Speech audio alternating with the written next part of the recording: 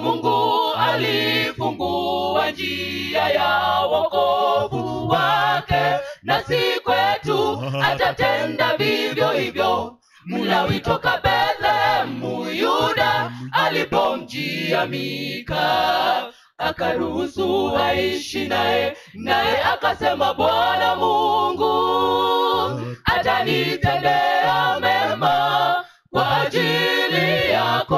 Baada ya toba, Mungu alifungua njia ya wokovu wake, nasi kwetu atatenda vivyo hivyo. Heri mtu yule anayetubu dhambi zake anazotenda, atakuwa huru Yesu akimpa msamaha kwa rehema yake Bwana Mungu. Na azifichaye ole ole kwake, kwa maana atapotea.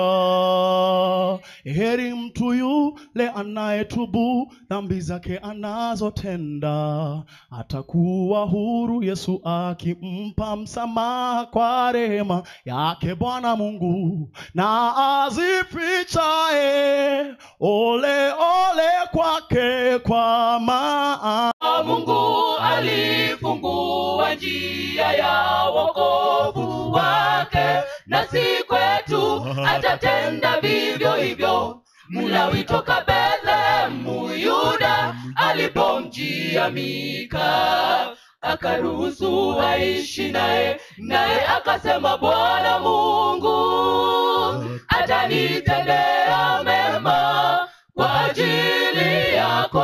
Baada ya toba, Mungu alifungua njia ya wokovu wake, nasi kwetu atatenda vivyo hivyo.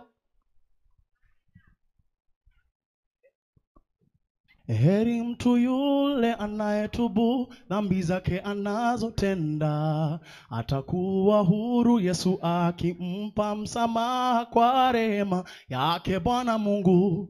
Na azifichaye ole ole kwake, kwa maana atapotea.